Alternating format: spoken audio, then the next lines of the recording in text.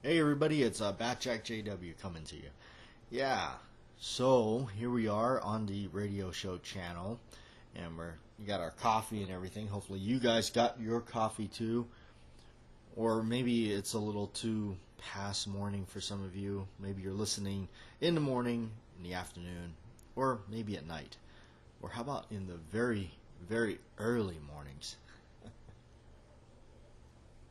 Well, got my coffee going, and let's look back at some of the videos and stuff and the things we've talked about and discussed.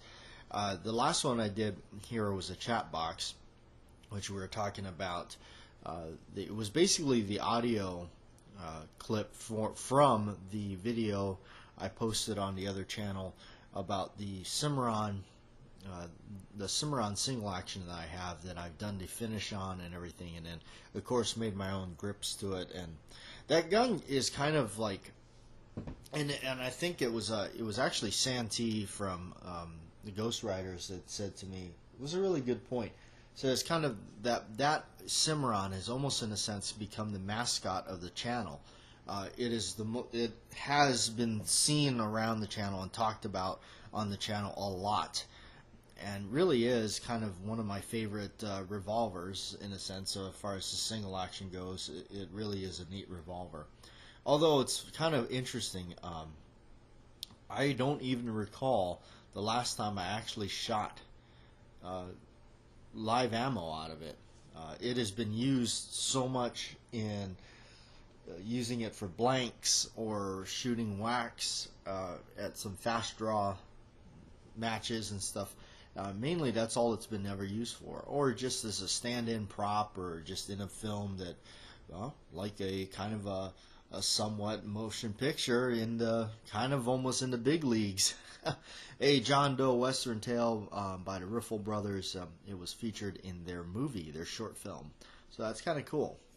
So anyhow, we got some comments and stuff. We got one from Edward Petty. He says, "Hey Batjack, always loved the finish on your Rooster shooter." Yeah, it kind of came out in its own character, really. And Scott F says, "Always have some good character on your grips." I definitely, with the grips that I make for my stuff, that I don't really. Again, the people that wanted to buy some grips from me or whatnot that I sent them out to, the I did do something different to mine, because for me, I want my grips to look really battered. In some cases, especially on that gun, I want them to look really battered and worn and certainly used.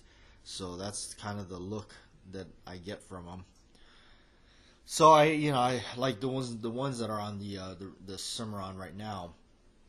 Yeah, the corners kind of filed off, and they're really, it does have that better look of older ivory style grips. And that came from basically looking at stuff that was out there already and saying that, I don't know, it just kind of looks like, basic plastic yellow grips that, I just didn't think there was anything special on it. So when I made mine, I wanted to give it something that looks good from a distance and up close, rather than just looking like some plastic grips. Although, it is very well known that John Wayne's gun was just some Catalan plastic grips that were, rather, if you believe what story you want to look at, that he supposedly tea-stained himself. I don't know how much merit there is to that story, though, but that is what I read in an article. But, it just, he just definitely had the cool factor with everything. And I always wanted to always have a set of just those mellow yellow type grips, because that's really iconically what his were. And there were nothing really other, nothing any beyond that. Now, when he did the Shootist, I believe those were by Great Western, the guns were, and then the grips were actually ivory. That's what I heard, that they were actually the real deal in that one. And those have been my favorite set of grips, for sure, that he has had. In fact, let me look up an image of them just to kind of look at them again. Let's see. I don't know what you would.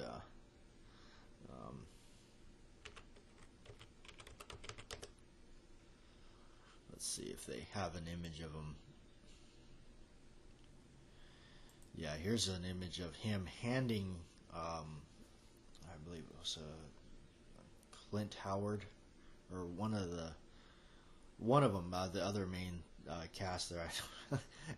There he is. There's a photo of him handing the gun to him, and boy, they look amazing. You can tell they're certainly just really fancy. Of course, the guns are fully engraved itself, but the look of them, you got kind of that yellow, almost like a tobacco kind of color.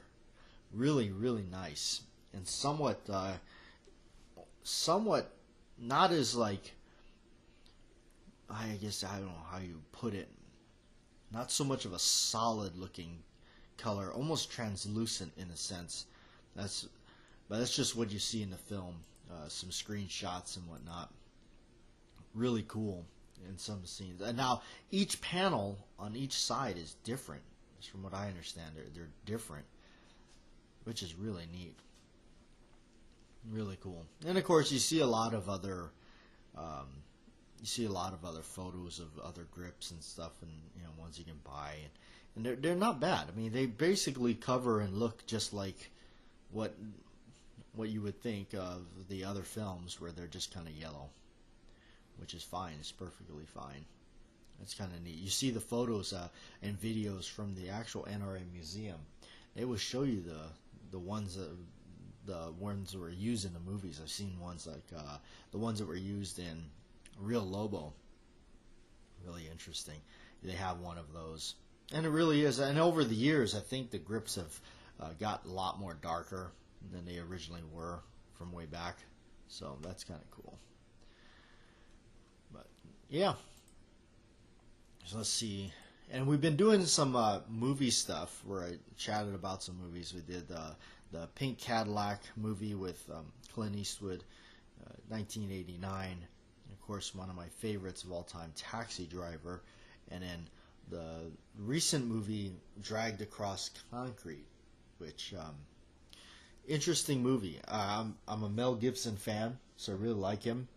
I think he's done a lot of good movies, and I especially like actors that with age they have kind of got like almost like, well, certainly better at their craft and gritty. And Mel Gibson is definitely one of those guys. The other one that comes to my mind is Sylvester Stallone. Growing up, I can't help but mention him because that's from my youth days, growing up and seeing, Cobra and Rambo and all those, and when those were going around, and they were brand new movies at that time. Yeah, so they were the ones. It's really cool to remember those, and seeing that. I remember, so for instance, recently the new John Wick movie came out, John Wick 3. I think that's what they're up to. But it was really cool to see the actor that plays Zero in it. And I'm probably gonna mispronounce his name, but Mark Dacascos. He's actually from Hawaii, and so that's kind of really cool for me to see some homebrew boy from the islands going out there and making it. But really, I remember the movie Only the Strong, and I remember going to see that in the theaters with my parents. Really awesome movie, and just the total structure of that and that throwback, but to see him just kind of have that resurgence in a bigger movie right there on screen, just back on the big screen in a sense. And I'm sure he's probably popped in a lot of other movies here and there, but just really for me, it's the action and stuff that brought him back to seeing, because I probably would not have seen so many of the other movies he might have done, but that's kind of neat to see that. So Stallone is actually coming out with Rambo 5, which I saw the trailers to. That's going to be really interesting to see. He's definitely... I thought Rambo 4 was by far one of the better of all three that were out previously. It was the best of them because I think it was the more realistic in a sense. But I got to remember too, from those days, especially like movies like Commando, where it was literally... almost like a comic book, and in fact I read that it was supposed to be kind of like a comic. It was actually a comic book in beginning stages were designed as a comic book. But this kind of stuff was just really great. I'm glad I grew up during that time. I'm glad those are the movies that they were pretty much my childhood movies. I think that the people or the kids now that are coming around, I think they're just so totally shortchanged with the way everything is. I'm just glad I got to experience the tail end of a lot of those really cool things. Telephones, TVs, VHS tapes, and renting those things on a Friday night. It's just, I think that was just the best. So, but yeah, I'm still on the look for a good camera. I'm gonna have to save up and buy one. It's not necessarily.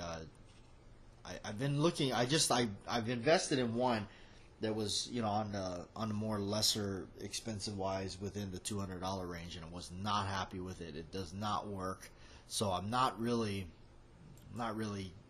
too keen right now on that. So I'm still trying to figure out which ones I'm gonna get. So, or which camera. I remember some people sent me some links to some decent ones on Amazon. I might have to go with those. I'm not sure. But here's something really cool. So the EMF company. This is I just found their website just now. We're just kind of looking around because it was from the previous search of the guns from the Shootist. Let's see. It looks like they make a Shootist type gun, and it says right there on the top of their website, the best in cowboy guns since 1956. Renamed in 2019, EMF pays tribute to the original Great Western guns used by John Wayne in his last motion picture, The Shootist. Several years before, he was cast as John Bernard Brooks in The Shootist. Great Western Arms Company presented John Wayne with the guns. The Duke decided these exquisite revolvers suited his character, a professional gunfighter dying of cancer. With a beautiful laser engraved all blue barrel and cylinder, one piece ultra ivory offered a contrast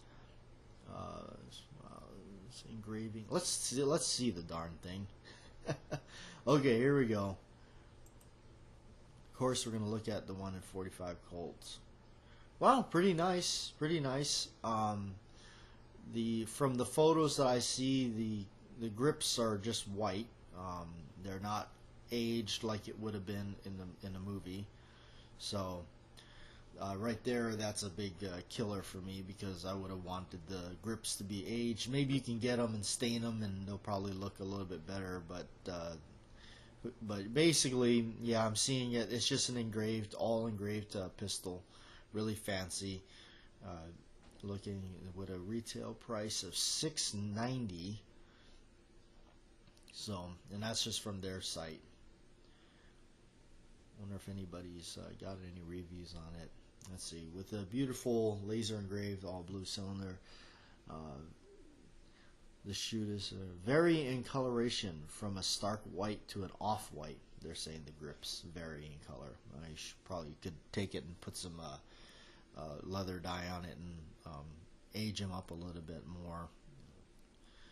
Again, with the leather dye, those of you that are going to do that, I found that I've been working in now with the lighter brown color, which is working out better. But cut it back with some rubbing alcohol. Go to the store or any market and get the highest, like the 90% alcohol, the isopropyl alcohol used for the the first aid stuff, and cut that stuff back. Because remember, when you're staining, you can always add. It's like cooking. You can always add salt, but if you put too much salt, then it's ruined. You can't remove that, really. So, and it's really hard to remove the staining, in a sense. So be careful with that. Now, I've done mine over the years and taken a lot of chances. And over the years that I have been making my own grips and staining other grips and all those stories, that I've wasted so much money and have had a lot of failures. But to come to where I am now, to where I know what I've done, what doesn't work and what does work. So trying to help other people save the money on it. But that's been my whole philosophy too with a lot of this, is trying to go at it in a cheaper way rather than uh, throwing a whole bunch of cash out there and just guessing. So I try to go at it in a lot more of a cheaper way than, try to approach things and accomplish something that you want in a more cost-effective way, is what I'm saying. And that's just going for, for me, speaking from my standpoint. I want to do something on the most cheapest way I can do it, because I don't have the funds to throw at it. So now you get all these people that do have the money, and they say, oh, well, $75, that's pennies. Why you, well, maybe in your bank account, but not in mine. So for me to spend $75 to $100 on a set of grips, that's a pretty stout investment for me, and I want to make sure that if I'm going to spend that kind of hard-earned money that I make, I want to make sure it's something I really want. I'm not going to go in there and just get half of what I want. No, if I'm going to shell out that kind of money, I want to make sure I get all the way. That's why, I looked on Brownells and found you can get some synthetic type polymer style ivory grips that will fit your Cimarron single action clone, and you can take those for $30 or whatever they are, and then go to the feed store or go to Amazon and get a bottle of $2 leather dye by Phoebings, and just sit there with a Q-tip and some alcohol and cut it back and do the whole operation, achieve something for right around the $40 mark, if not less. So that's kind of where I want to sit, because that definitely is cheaper to experiment with. Let's see. So, well, it looks like they got quite a few other things. I've heard of this company, but I never really looked at their stuff. So let's see what else they have. Catamaran, Dakota revolvers, Maverick revolvers, black powder pistols. They have Derringers. Let's see. Let's just look up their Great Western stuff. These look pretty good. I'm sure they're probably Italy copies or whatnot. I'm looking right now at the 1873 single action Great Western 2. Yep, manufactured by FAP Pieta. So they are Italian imports, it looks like. The line period correct to the floating firing pin in the hammer, not a transfer bar. Right? Pretty cool. They have a Bat Masterson bunt line, the Californian. That one looks pretty cool. The Deluxe California, Deluxe Grande California. That one looks like it's got some checkering on the grip, some engraving on the barrel. Cattle Brand. That one's got some, I guess, some sort of stuff all over it. It looks like some etchings of some sort, engravings. I don't know. It kind of looks a little strange. Freedom. It's got a American flag grip, kind of collaged. Frontier and U.S. Marshal. Now that one's pretty cool. It's got a little Marshall thing on their grips and brass-looking frame. I wonder if it's real brass. I mean, no, some of them are not. They're just kind of, fake. And they have a General Patton one that's all embellished again, and you got the ivory-style grips. Liberty. Interesting. They got some. And they have a blank firing one. Interesting stuff. I definitely police and military. Let's look at those. Let's look at police and military. Oh, these are blank guns, I'm assuming. Yes, our blank guns are manufactured and pure authentic. Cannot be altered to fire live ammunition. So these are all blank firing guns. Pretty neat. I always wanted to know how you can modify your semi-auto to do the blanks. I guess you could put that thing, you do restrictors in the barrels and stuff. But it's pretty cool. EMF Company. I guess they so the Duke, JohnWayne.com. Let's see what this is. Oh no, can't bring that one up. Interesting stuff. So I've been actually looking at something new that I might buy. I don't know. I got a friend of mine that runs a shop out here that's kind of looking for me. See what kind of price he can get. We'll see. We'll see if it even turns out that way. If I'll wind up actually buying it, I might sell some stuff. In fact, today what I'm going to do is I got a stack of movies that I don't watch. I'm going to take those and trade them in because there's actually a edition of a really cool old Roman Polanski movie that I want, that they re-released, and it's got its own packaging. Now, I looked on Amazon. Amazon's usually my go-to because I got the Prime membership. The stuff is at my doorstep pretty fast, and it's a lot cheaper. But I looked again. So last night I went and saw it. It's at the store. I was like, but it's a little bit expensive. $30 for it. I don't want to spend that. So I thought Amazon was cheaper, but no, in a sense, Amazon's only a few dollars cheaper. So in that case, I can just go down there and buy it. But I can take some stuff, trade it in, hopefully get some credit. A few bucks in credit will help alleviate that big price tag, but we'll see. Anyway, if I do wind up getting it for that kind of price, a decent price, that's the only way I'm going to get it. I'll come back around and we'll do a chat about it and we'll talk about it. So thanks guys for hanging out and chatting with me, or listening more or less with the radio show this morning. Thank you.